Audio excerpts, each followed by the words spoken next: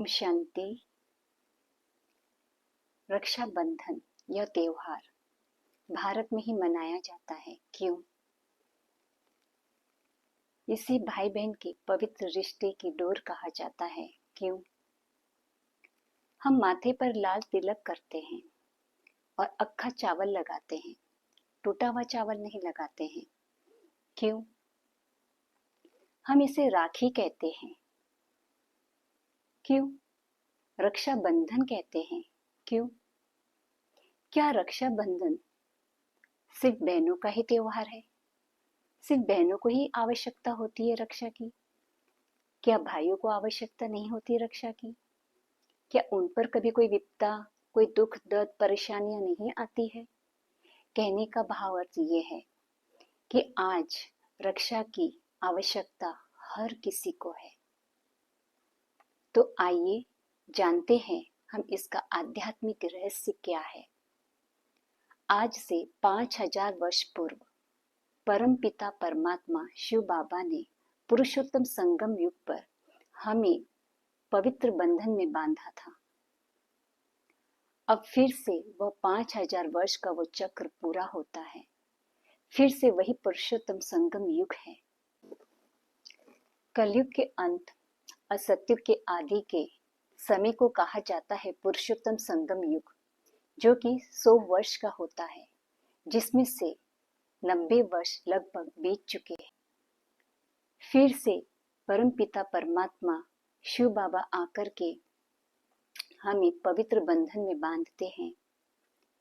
हमें स्वयं का और अपना भी परिचय देते हैं कि जैसे वो एक निराकार ज्योति बिंदु स्वरूप है, वैसे हम आत्माएं भी एक निराकार ज्योति बिंदु स्वरूप है।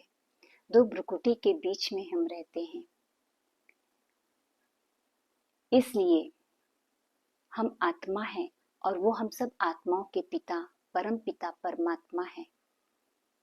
जब हम यह समझ मिलती है कि हम आत्माएं परम धाम की रहवासी हैं, और जब हम आत्माएं परम धाम में हैं तो हम अखंड पवित्र हैं।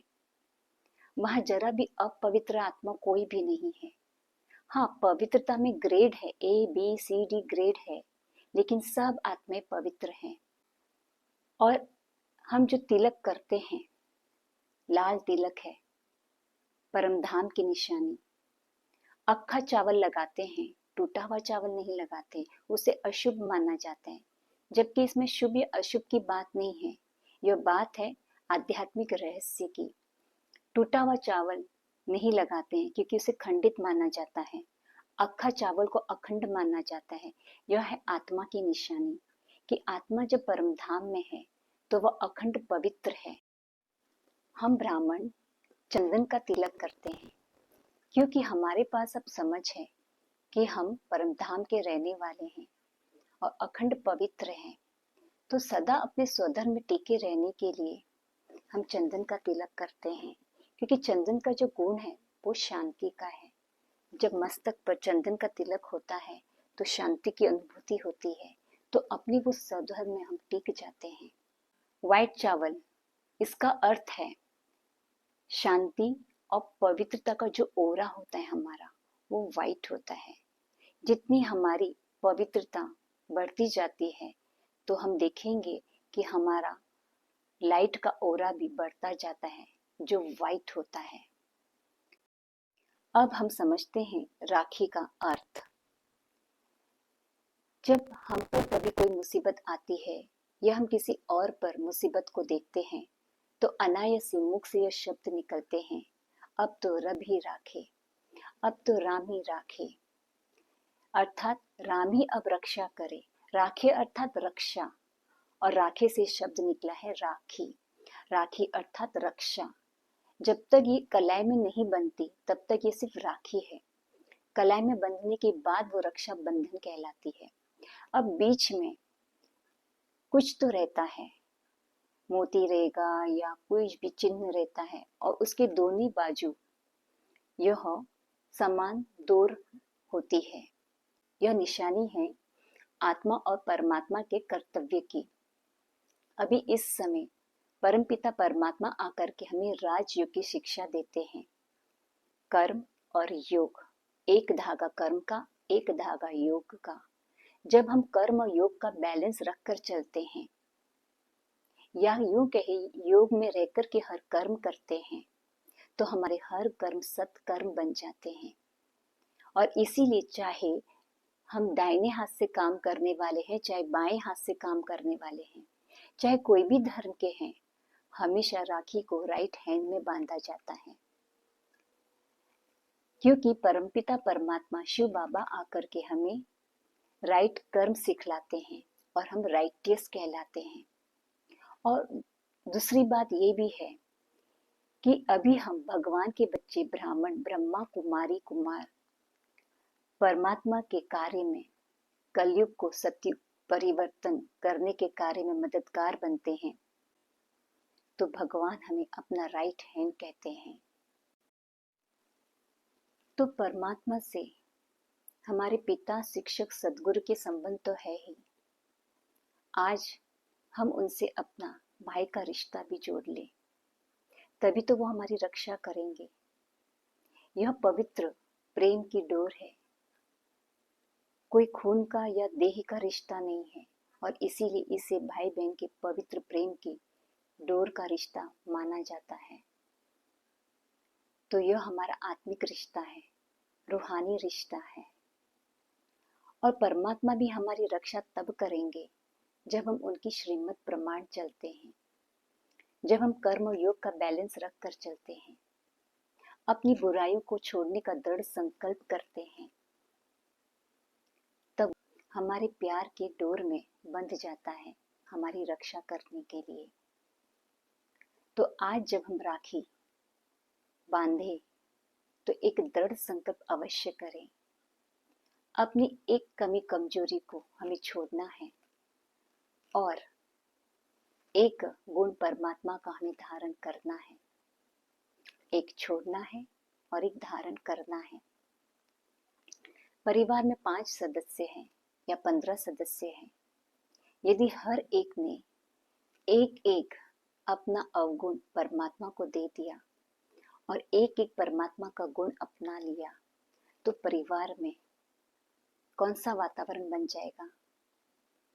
पवित्र वाइब्स, नेगेटिव एनर्जी सब बाहर चली जाएगी।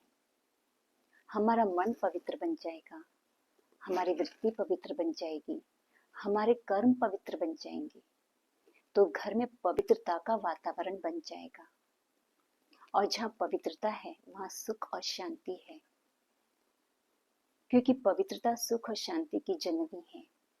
क्योंकि जहाँ पवित्रता है वहाँ परम पिता परमात्मा का वास है, और जहाँ सुख और शांति है वहाँ समृद्धि है ही।